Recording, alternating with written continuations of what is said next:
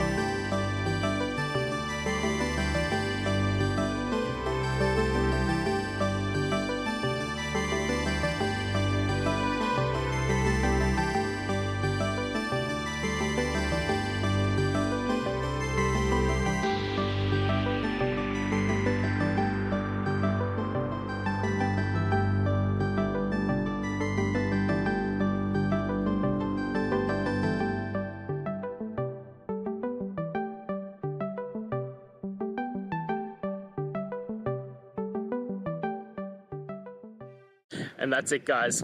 I hope we've gone through and found the answer that you're looking for. And look, if we did find that answer in your resolution, please hit the subscribe button. I'd really appreciate it. Now, until the next time you need technical videos, I hope you have a good one.